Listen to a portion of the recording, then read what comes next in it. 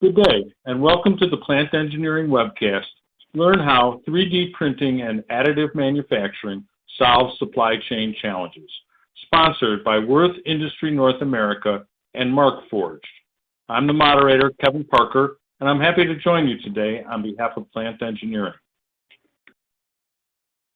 Here are some tips to help you get the most from today's webcast. If you're experiencing issues with your slides or audio, refresh your browser or click the Refresh Media button directly under the presenter's picture. You can control the volume of this webcast by adjusting the volume on your computer or on the webcast platform. For technical problems with audio or the slide presentation, click on the question mark at the top right-hand corner of the screen to access a list of system checks to try. If you do need a technician, type a message in the Ask a Question box, and someone will get to you as quickly as possible. Type questions for our speakers in the Ask a Question box as well. The live Q&A session will begin after the presentations conclude. Today's webcast is being recorded. You will receive an email within a week with the link to the on-demand event. To download a certificate of completion, a PDF copy of the presentations, and additional resources, use the Event Resources tab. These documents will also be available with the on-demand version of this webcast. Now we will hear from the sponsors of today's event, Würth Industry North America and Markforged. At the conclusion of the video, you may experience a few seconds of silence to compensate for varied internet speeds. Please stay tuned after the video for today's presentations.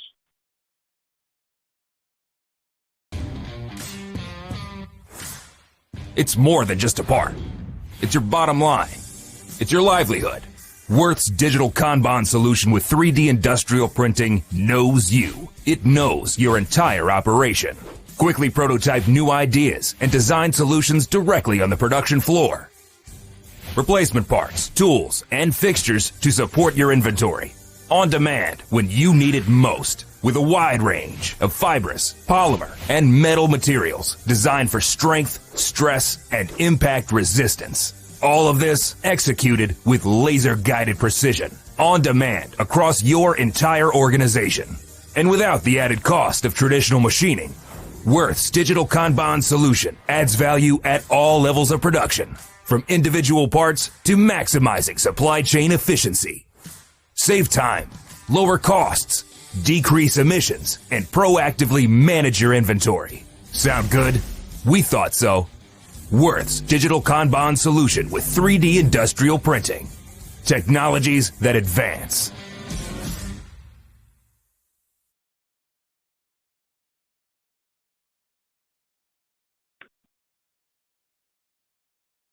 Welcome back. I'd now like to introduce today's presenters, A.J. Strandquist and Daniel Lazier. Daniel Lazier is Strategic Application Engineer with Markforged. At Markforged, Daniel helps Fortune 500 manufacturing organizations and branches of the U.S. military build strategic additive manufacturing programs centered around maximizing business impact and supply chain reinvention. Before joining Markforged, Daniel initially fell in love with additive during his time in the consumer electronics industry, where his roles ranged from mechanical engineering to manufacturing operations management. A.J. Strandquist is Director of 3D Solutions, Würth Industry North America. With a background in inventory management and lean processes, A.J. started using 3D printing to help Würth customers in 2017. He leads a passionate team that provides customers with needed support while they investigate the technology. Inside of the Würth supply chain, his team focuses on products that truly benefit from 3D, always keeping total cost of ownership in mind. AJ, welcome to today's webinar, and please go ahead. Kevin, I really appreciate the introduction and for Daniel to be my co-pilot here today as we talk about the future of supply chain and inventory management. Today, we really appreciate everyone's time, and we're going to talk a little bit about Würth, how we apply the technology, and and why our partner Markforged is a great fit for our industrial customers. We want to talk about the pragmatic ways that we can innovate with the supply chain today. And then we're going to go over some examples of those real-life pragmatic solutions that large companies that you will know the names of are doing today. And lastly, bringing on all the questions you may have and following up after the event as well. The Würth Group is the world's largest industrial distributor, so nuts, bolts, clips, clamps, chemicals, PPE. And as we go to service our customers, we're constantly reinvesting back in our company with new services, products, and technologies to give our customers a better overall experience. As you mentioned, Kim, about 3 years ago, we started to help our customers using this technology and gain momentum to the point where this year we launched a full-fledged team here in North America. You'll see on the map that we're all able to offer national support for our customers, having a great overlap, and really trying to tie in with our local cultures and existing teams.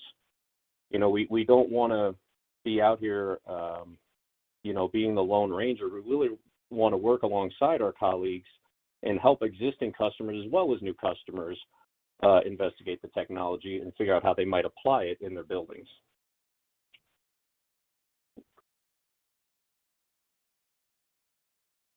Our team is mostly made up of additive trained engineers. They accompany our sales reps and our other value-added resources to our customers and really work in concert to offer you the best possible solution. Like it was mentioned earlier, is if the product isn't the best fit for an additive process, we would provide you with a different product that does provide your best total cost and also the best solution with the problems you might be faced with. Maybe there's stockouts, maybe there's other sorts of emergencies where the rule book goes out the window, and maybe you turn to additive for that ability to quickly pivot and solve a new problem. For our customers, we really want to be a total solution where you can come from us no matter where you are on your journey. If you have a tabletop printer, if you have industrial needs, we carry products and services to make sure that we can support you. Again, whether that's one site or multiple sites, we want to be able to be a single service provider to really make it easy and cut through the noise with a complicated industry. For that, we obviously rely heavily on our partners like Markforged. As we surveyed the landscape, we really wanted to find, those OEMs and those material makers that fix engineering grade and industrial grade problems. A few years ago, the hype of 3D printing really let some people down in terms of what you could actually accomplish with it. And now that the technology's matured to such a degree that it is easily applied in an industrial setting, is we wanted to find those technologies that really will separate themselves from the competition and provide solutions that really can hold up to that unique environment. And that's where, Dan, as we go over what makes Markforged unique, maybe you can highlight some things. Sure. Thank you, AJ. So just really briefly a little bit about Markforged and why we exist. So AJ hit it sort of square on the head of the nail.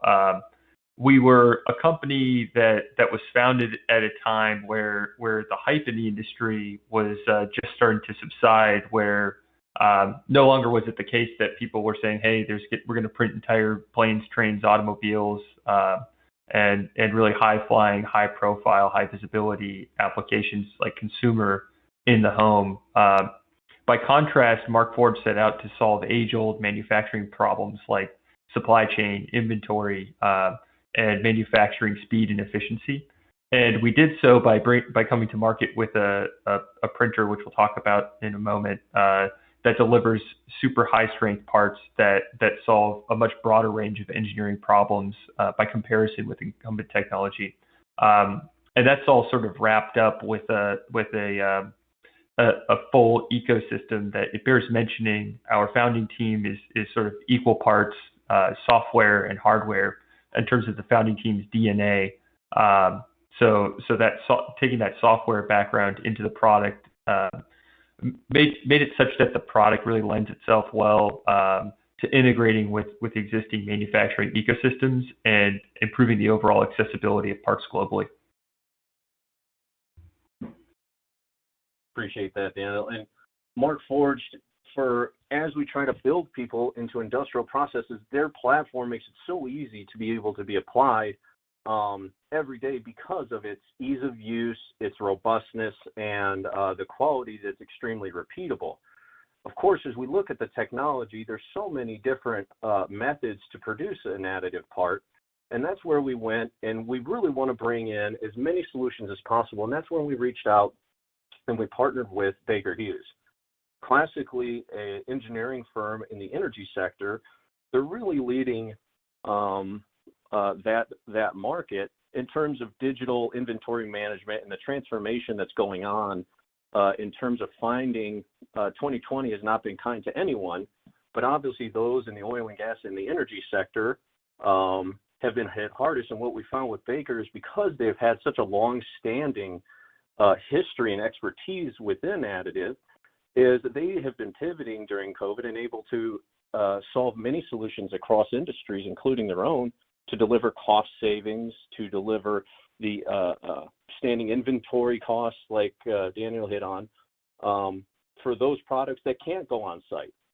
You know, we always consider Markforged is what you should, for instance, put on the oil rig, but some of the items that need to go downhole or something like that require a manufacturing process that almost requires a laboratory type setting and a scientist type of background in terms of understanding how to get the most out of it.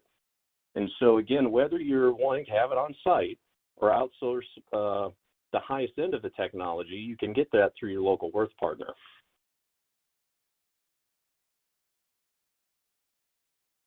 As we entered, there was a lot of people that also made prior investments or they had preferences to machines. And while there is a lot of noise in the industry, we obviously can't provide every piece of equipment, but we also want to give our customers a really solid lowest common denominator to go across all machines. And we found that to be quality feedstock. So if it's resin or filament or powders or pellets, feel free to reach out, and the chances are that we have a solution that will work through your machine.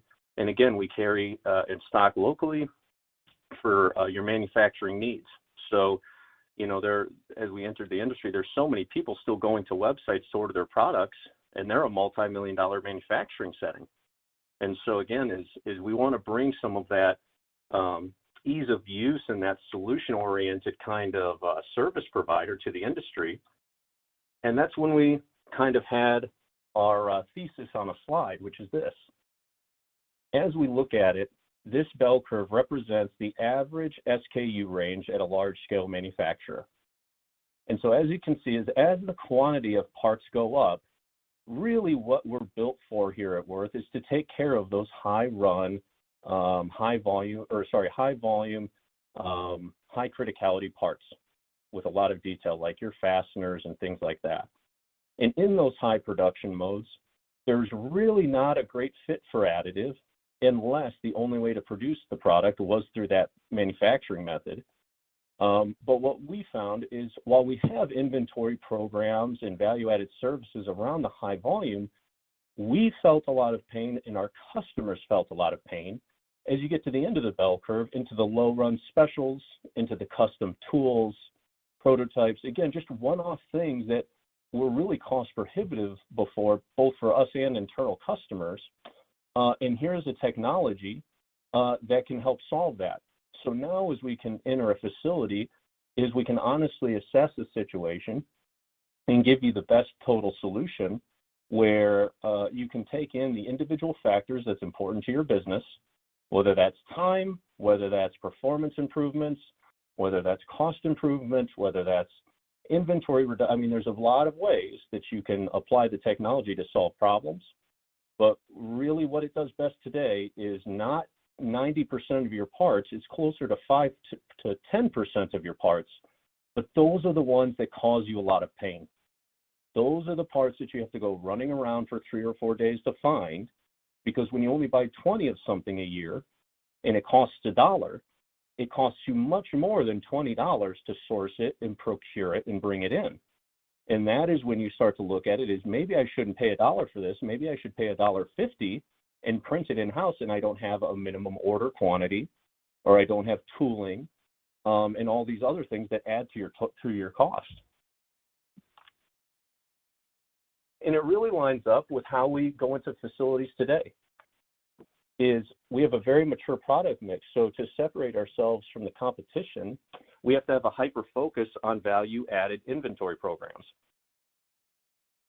There is nothing unique. It's just being extremely diligent and clever in how you organize your hardware and software packages to ensure that you're enacting 5S, lean inventory practices, and things like that. So as we look to apply the technology, we want to do the same thing. Is we wanted to look at a production floor and figure out ways to save time and money. So of course, one thing the technology is famous for is for quickly iterating new ideas. And so when you're taking, let's say you're launching a new product and you have a bracket, is traditionally you may come up with that concept and quickly iterate on that bracket.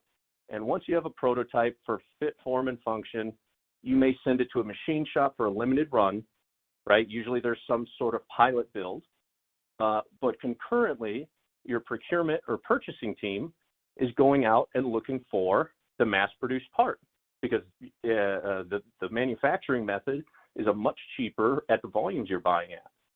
But now what makes it unique with Würth is in the technology that we bring into your building is you can quickly iterate on those ideas. The Markforged platform is strong enough and robust enough to give you those parts that can actually go into your pilot build. But the economies of scale, it may not be the most profitable route to print it for mass production. But as soon as you have that final part revision, your Würth sales rep is actually going to take that part, work with our manufacturing partners, where we can do a lot of things like give them the CAD file as well as a physical sample to ensure whatever you get back is exactly what you signed off when we sent the sample to them for reference, saving you possible downtime or out-of-spec product coming all the way in and then not meeting your needs. And really where I think where we're coming at this a little differently is not as the highest end, but how do we apply the technology day to day? Meaning, how do you take that new investment of an industrial 3D printer and put it to work every day where you ensure its utilization and its return on your investment? And so what we like to do is find those 3D printed components in your building. We put them into inventory, just like any other SKU that they might be replacing or that you come up with. And really what we find that is we want to put it in the same type of rack and bin inventory system that's ubiquitous in manufacturing settings and have this new digital process work within it. So as you can see is that those shelves are filled with hundreds of SKUs, but when they pull off the bin that is filled with the 3D printed widget, they can take the part, go put it in the application, and when we scan for replenishment, that is when the printer starts. And let me show you exactly what I mean. Is in this scenario, a table, a kitting table has a divider and it's been broken. You know that that part breaks with some regularity over time. So what we should do is not have the part break and then go to our 3D printer and hit start.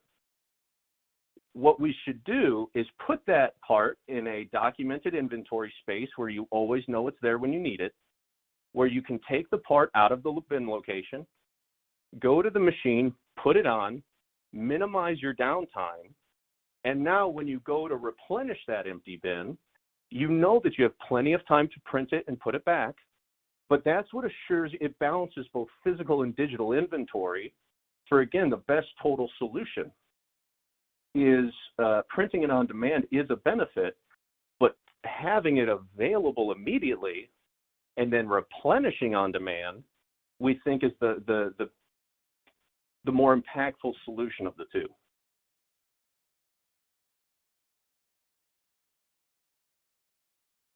And I think we're going to go into a couple different case studies And really, as we go into this, I think that obviously Daniel's going to have a lot to give here as a degreed engineer. But really what we pride ourselves both at Würth and Markforged is we really try to understand your unique circumstance.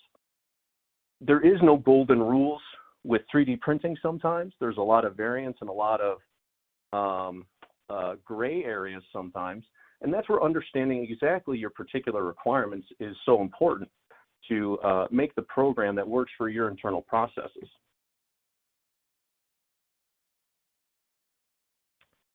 One thing that I'll touch on that's very close to everyone is how do we control 3D printed parts that are being printed in my building that might be going on a piece of equipment, it might be a hand tool replacement, something to that effect.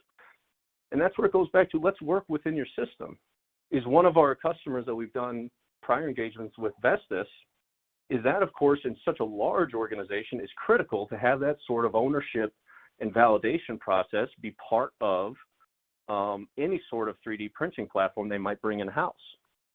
And so while a lot of this can be enabled through software, there's a lot of maturing left to do. And sometimes you have to create these stopgaps in these processes to ensure that when you have a 3D part alternative come up, that you can have someone validate it, ensure that it would pass any internal requirements that you may put against a product in that category.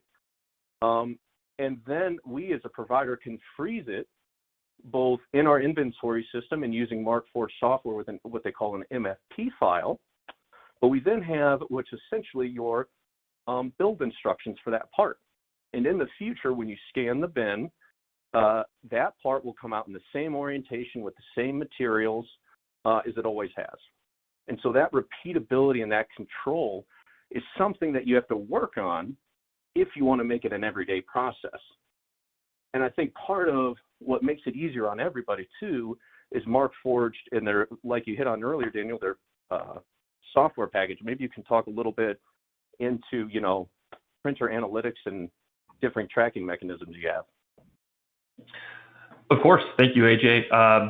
So as I mentioned, when Markforged was just getting started back in 2013, the founding team out of MIT was sort of equal parts software and hardware, which really differentiates Markforged in terms of the company DNA. And what that really led to is a cloud-first strategy that was predicated on really two things. So one, connectivity, and two, security, because we found really early and often that when we work with folks in the DoD or highly secure companies in the Fortune 500 with really severe and austere security protocols, we needed a security posture to match that. So when we sort of ticked all those right boxes, and probably bears mentioning, so we're in the process of developing the standards for the Department of Defense in terms of what type of networking protocols are necessary to deliver parts to the point of need.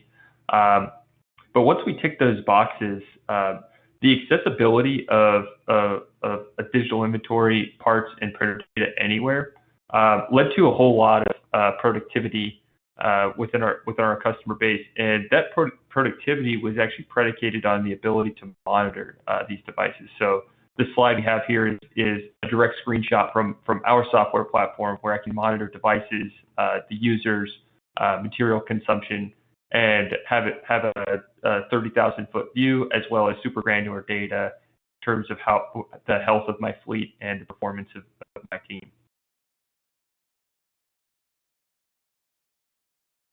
No, and one thing I asked is we looked at, you know, we're going to talk about the one that follows is a very pragmatic application, and it's something that when you walk out on your floor tomorrow, most people with an internal machine shop or doing anything of their or producing their own parts might be able to benefit from. But talk a little bit about Wärtsilä and just how unique this one is when you kind of go into the you know, that what all the technology is possible when you link it together with other things. Sure. So for those unfamiliar, by the way, Wärtsilä is a company based out of Europe that makes industrial boat equipment like engines, the pistons for the engines, et cetera. And so you can imagine with that type of operation, they have a lot of really slow-moving inventory, and with that slow-moving inventory goes tools and fixtures. So on the top right corner here, this is a prime example of the type of tool that would be difficult for them to obtain in a maintenance depot or aboard aboard ships. So this particular tool lifts these 800 kilogram boat engine pistons and aids with assembly. So that gripper is actually responsible for holding these 800 kilogram boat pistons. And they actually went through the process of getting this part CE certified beyond just trial and error with prototyping. They actually went through industrializing this solution so they could distribute it to not only all of their maintenance depots, but deliver this solution at the point of need, whether it be aboard a ship or somewhere that would be really difficult to access a traditional manufacturing supply chain. So they released a really fun video a couple weeks back that AJ and I really enjoyed. So at the bottom right there, this is a screenshot from their video where this tool was actually light enough because it was printed in carbon fiber that they could put it on a drone, and they use these long-range drones to actually deliver the part to ships when they're afloat in the event that they don't have a printer on board. Although it bears mentioning, they do occasionally bring printers with them when they go to sea.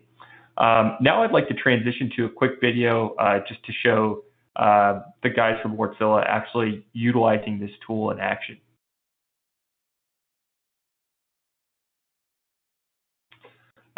So again, this black lifting tool on the top surface there is the component that was printed. You can see there's a couple off-the-shelf bolts that go into that. This is a pretty common strategy when utilizing 3D printed parts for these high-strength applications. We'll utilize off-the-shelf components where we need things like local hardness or connections for joints. And again, this thing was CE certified, so they actually did a tensile test on it on an Instron. And I believe they achieved a factor of safety of 3 on this thing. So really impressive. We have a little bit more of the video here, but they're basically just testing it out.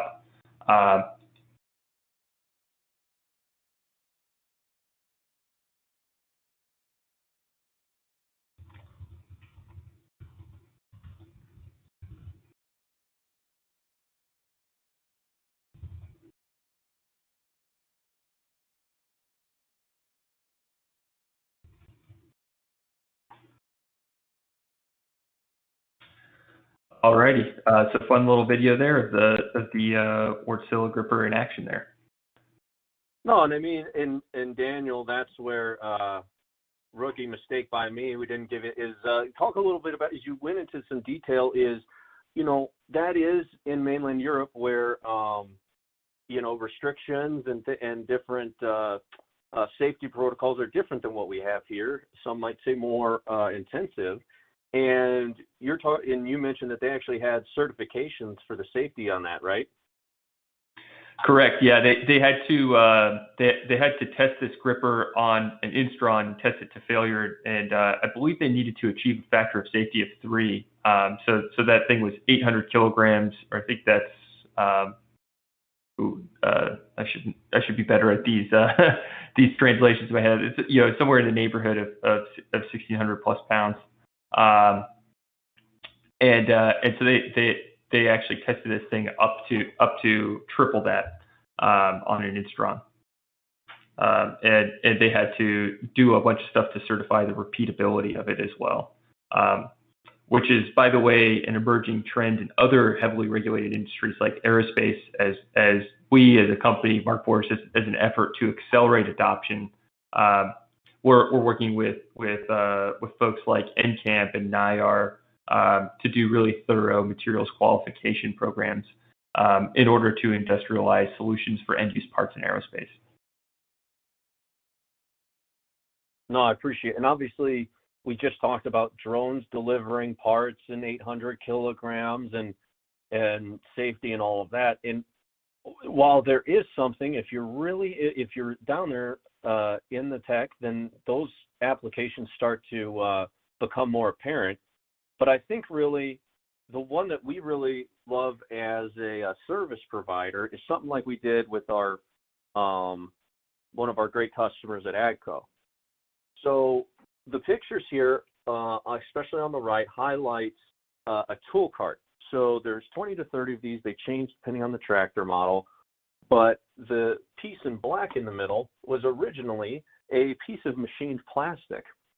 So somebody, a skilled tradesman, was taking a hock of plastic and hogging it out and punching these out. It really does not take advantage of the human skill set that a long tenured tool maker has. They're expensive because of the block of industrial grade plastic that you purchase to then machine with that skilled labor. And it's not a great value add inside your company.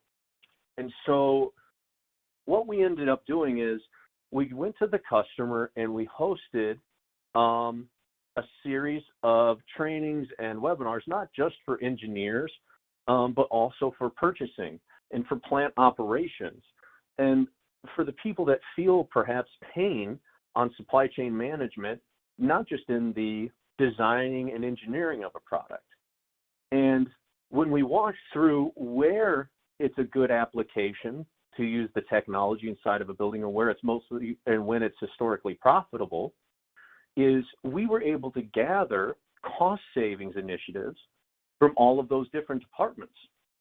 And so the one thing that we really want to highlight is this is the 3D printed part for reference, but the original was just a solid block. And so, for example, one of the training modules we go through, it's not just to put a CAD file into your 3D slicing software and do a apples for apples comparison. That doesn't really take advantage of the technology. When you don't need to have 100% of the plastic, that becomes extra cost and extra time in your print. Think of printing extra pages for a book. It uses more paper and it uses more ink. This is the same thing, as it would use more plastic and it would take more time. So after we had our first training, the tool maker, the head of the tooling department, actually came back and he had done his attempt, which was excellent, at lightweighting for additive. Because again, if you're not machining from one big chunk of plastic, why not scallop out the inside of the jigger fixture? Why not add these holes that can make it easier to move around and also makes it lighter, cheaper, and faster? And so while plenty of service providers will walk into your building and find those one or two test cases, we find that that's successful to perhaps enter the technology, but it's really not going to drive it forward because you don't have plant-wide acceptance. If engineering brings a part to purchasing that's twice the cost and doesn't explain why it's a benefit, because it lasts longer, because they don't have to order it, because it's a new material, etc. If purchasing doesn't understand that, it fights against their job, which is to find the best cost and make sure things are there on time and the exact product that was purchased last time, if possible. Conversely, purchasers may face a stock-out situation. And now if they understand what the limits are of the technology and what it's good and what it's bad at, they can go to their engineering department and say, the supplier is not picking up the phone. I don't have an alternate source on this part. We don't buy that many a year. Here's the CAD file. Can we replace it with an additive alternative? And now your whole business is looking for those cost savings opportunities because they understand how it works and how you might apply it. So again, our production partners are extremely savvy, and they put together things that are going across oceans, into the air, into the side of mountains. So they're clever people. Really, they may not just have access to this equipment and to the unique materials and abilities of something like Markforged equipment.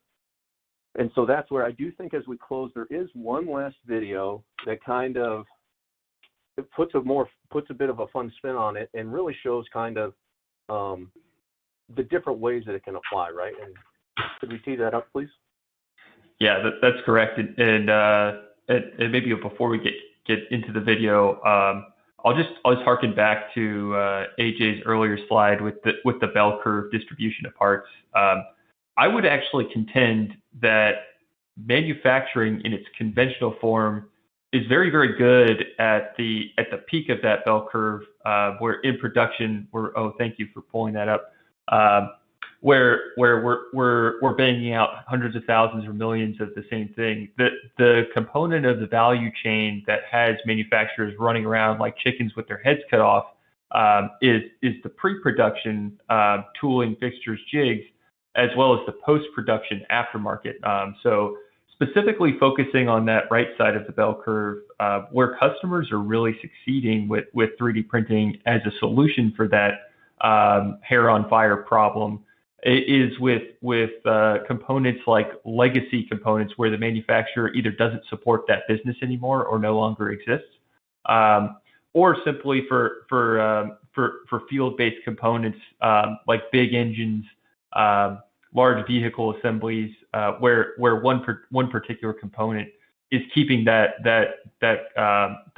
full assembly from running. So we're going to show a video here of a customer of ours called RPG Industries, which does vintage car restorations, which I think is an excellent example of this sort of legacy solution provided by in this case the Metal X printer, which can produce steel parts on par with wrought or cast steel. So with that, let's go ahead and kick off that video.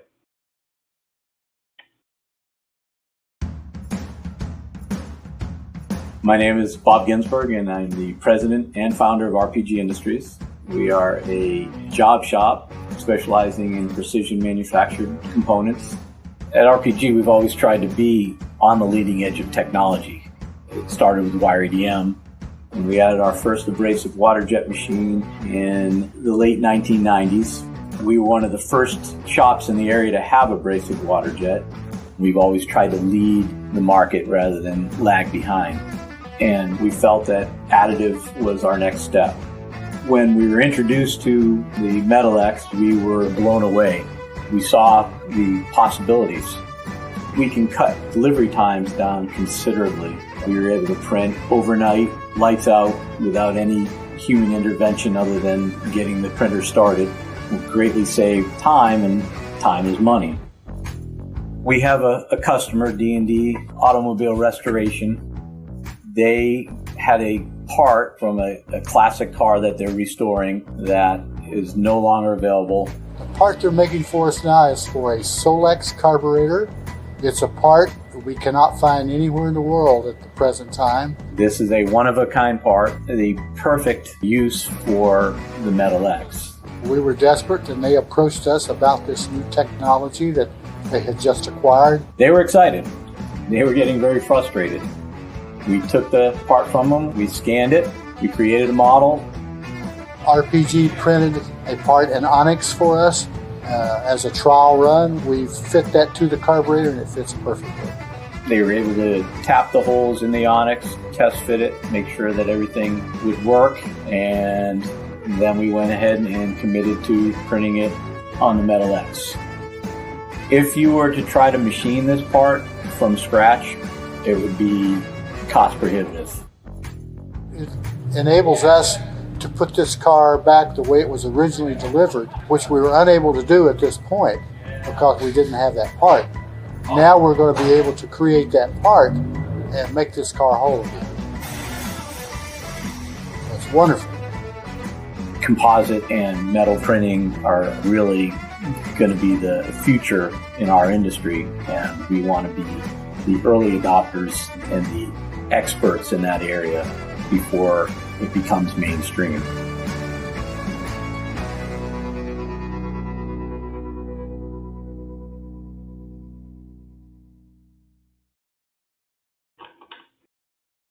No, that's all. Thank you, Dan, for sharing that. That's very cool. Really, as we come up onto the time, we're here for any folks in the room that may have questions. And with that, I think we'd hand it back over to our moderator. Thank you very much, and looking forward to the Q&A. Well, thanks, AJ. It's really very, very interesting how the use of additive manufacturing can end up impacting so many different functions within the enterprise, whether it's engineering or inventory management or purchasing. When Würth is looking to engage with an enterprise to talk about how additive manufacturing can contribute to what they're doing, what's the title that you want to talk to first, that you want to get his attention and enlist him to help you spread the good word within that enterprise? It's an unusual, it's a unique question, because I think historically it's been engineering, and that of course has its place, but that we're not historically an engineering firm. That's what our partners like Markforged can help provide, and Baker Hughes and things like that, is we really view it as, how are we going to solve your operational problems? And so we've had people be evangelists from a purchasing department. We've had people push the printer initiative because we printed a hand tool, and they got an ergonomic gain on an installation. So really, it's kind of like, it's a new form of technology, similar to, think of it like a cell phone. Is at the beginning of it, people thought, why am I going to carry this phone around with me? That's stupid. And then they go, hey, if there's an emergency, my family can call me. They start to realize the day-to-day impact that this new technology can solve, and it's just, we haven't really been applying it yet, because either it's too expensive, it's different, it's not fitting the needs of consumers. But where we're at today is it's fitting the needs of industry. Because just like cell phones, most people didn't get one, is it started with one or two for your office, because a business had the economy of scale and they had the overhead to where that speed of communication and that cost to bring on new technology was of greater benefit and outweighed the cost, because the problems that they deal with, for instance, like with the part we talked about, when that purchaser, let's just call it that, is that warehouse manager, when that box goes missing and they have a line down situation, it's a really bad day. And I know that because I'm usually the people they call trying to find a replacement. Now, if that same warehouse manager hears a story about it and can now have a digital backup of the part on file, he just solved that problem. So I would say is, we really want to talk to people in the organization that are trying to think ahead and solve those old solutions with this new technology, if that makes sense. So we don't have one that has a resounding impact. We feel that we can bring tangible benefits to all parts of an organization with it. Great. Thanks, AJ. Daniel, my next question is for you, but before I ask it, I just want to remind our audience to send us your questions now. And we will get to as many as time allows. Questions that we don't get to will be posted online with the archived version of the webcast.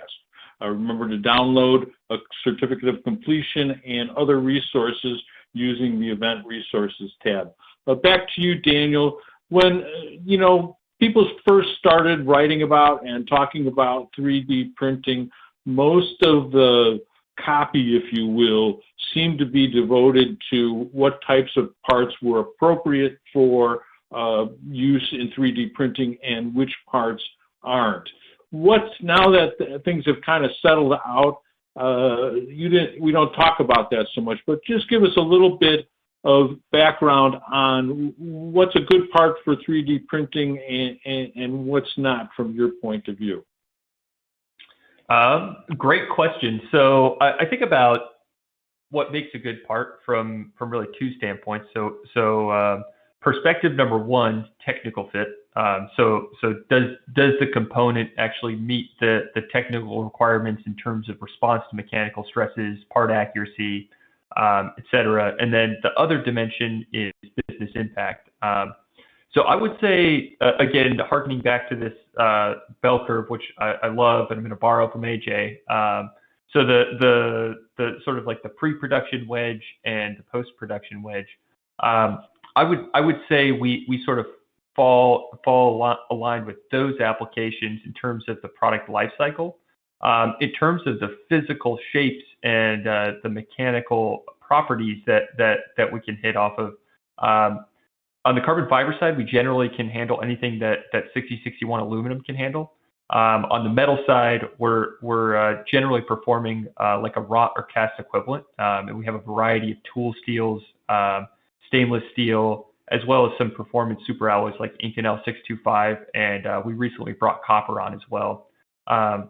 So when you take that intersection of both the pre-production and the aftermarket side of the equation with respect to the product life cycle, and you combine it with those material properties, there's a pretty big universe of things we make that solve real problems for businesses. I would say from a tactical highlight perspective, I would think about things like sheet metal forming tools, brackets, molds, casts, things like for copper, weld shanks and heat sinks are great use cases for the technology. Robot grippers are an extremely popular use case of the technology. So the kind of things that don't necessarily have sky high visibility in terms of what how the consumer actually interacts with the product, but it really makes for a streamlined manufacturing process that ultimately benefits the end user down the road. I might have a supplier way to answer that, which is what part is causing you institutional pain? So can you not find it? Is it breaking constantly? Is it due for a material upgrade? Look for the things that are the abnormal parts that are causing you pain, and you can kind of look to an outside the box solution like it is today to possibly be creative and innovate. So that always helps is, what is causing your company operational pain and waste. Great, thank you. Daniel, a follow-up question. Do you ever encounter skepticism from engineering departments that a part produced by additive manufacturing methods as opposed and a part that is made using more traditional methods are not actually identical, but that there are differences enough as to make them not interchangeable? Great question. I would say it totally depends on the culture of an organization. I would say, I encounter in equal parts organizations that are willing to adopt and organizations that meet new technology with a lot of skepticism. Obviously, you can probably tell from that video of RPG, those are the kind of folks that we tend to see leaning really far forward with the technology. But regardless of what the case may be in terms of the culture and penchant for adoption of emerging technology, there does need to be sort of a proof point to ascertain whether it be dimensional accuracy, mechanical properties. There generally is, at least from my perspective, sort of an educating process in terms of engendering the sort of veritable database of knowledge that you need in order to identify the use cases where the technology is going to be suitable for. But I think at a really basic level, I would say a really common example of this is our carbon fiber is perhaps non-intuitively strong. Again, it's something that comes out of a printer that you could set on your desk, and yet it produces parts that have mechanical stress capabilities on par with 6061 aluminum. That's something that generally takes a little bit of hands-on experience with to sort of take what ends up on the spec sheet at face value. Good. Thank you. AJ, Well, from your point of view, working from the inventory management side, as it were, or the supply chain side, what tend to be the biggest challenges to mounting an effective program for using additive manufacturing to supply critical parts? I think it's opening up. Some people have been making the same products for 70, 80 years, and they've had the same materials and the same methods, and this is kind of new. It's like when CNC started to come out, and it was computer driven. That was really different for a lot of machinists. And so I think it's more of a time issue. Is the technology is now valid, meaning it's repeatable. It doesn't constantly have failures. It's providing industrial grade solutions that can actually hold up and take a beating, and if you can operationalize it with just standard inventory practices, it's effective. But it comes up to people accepting that solution, because even if you put a part in their hand that could literally lift a school bus, which is feasible, they still would go, but it's 3D printed. Like, can it really, hold up my kid's swing? And it's like, I promise you it can hold up the swing. And so it's more, let's do some validation. What do you need to see out of it to make sure it meets your needs? But that's the biggest hurdle, is it's new, and we have to invest. If we want to provide the solution, we have to invest in people understanding it. And I would say that's the biggest hurdle, is making sure company-wide they see the benefit. And when something comes along their desk, they think with that extra new resource in mind. Good. AJ, we're talking about discrete manufacturing parts here, so they could be used in any industry, even in process industries, of course. But from your point of view, are there, or is there an industry that tends to have these kinds of supply chain stresses where you're seeing them especially susceptible to the additive manufacturing solution as a way to overcome that? Yeah, so I would say from an operational point of view, it's a wide mix of parts, meaning you make a ton of custom things, or you make a few items with a ton of components. And you have a lot of history, so you have a lot of warranty parts, and servicing warranty items and things like that is historically very laborious and expensive.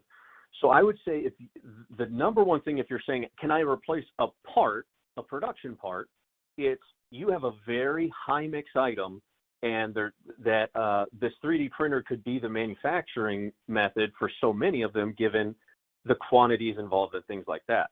Conversely, if you're putting something together with a lot of speed, I always use car baby seats as an example, you're probably not 3D printing parts on the baby seat. But when you have a new model, and like Daniel talked about earlier, and you need to tool your production line and your work holdings and your fixtures and things like that to accommodate the new model or perhaps improvements, that's where that high volume company gets the most out of the technology, is augmenting equipment, upfitting it, and things like that. So, but if you're saying I have pain in parts, it's usually wide mix, and it's I have pain in production, they're in high volume, and we can help them tool up a lot faster and for a lot less money. Good. Does that make sense? I'm sorry, go ahead. No, does that make sense to you, Kevin? It sure does. And I was just going to ask further if you would share with us a little bit more of your vision for additive manufacturing or 3D printing. Where do you have an idea where the industry is going to be in 5 years, or what are you looking for in terms of kind of a hockey puck for the technology?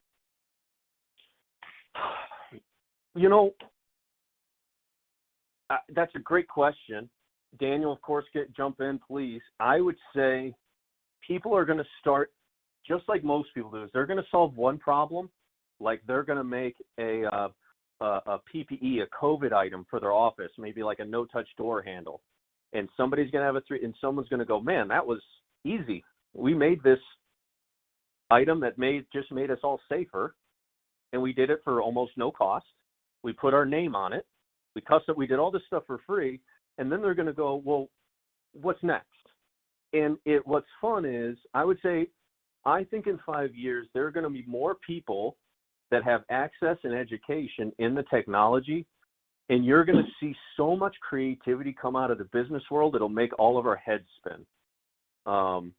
You think about it with our manufacturing partners, we'll make test fixtures for custom components where before they ever ship an item, we have a certified fixture to make sure that you never have to have a return shipment. Things like really, and there's just so many. So I would say, I think the technology is going to grow. It always gets faster, but the material is always the same.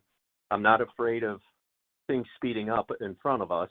It's more, there's so many smart people out there that have never had access or used one. And once those people get a hold of it, I think it'll be like a renaissance, like when electricity hit manufacturing sites as well. So hopefully that's not too flowery. And it's a very vague answer, but I just have a lot of faith with the creative business minds out there that when you give them this new tool that, there's going to be some pretty amazing solutions.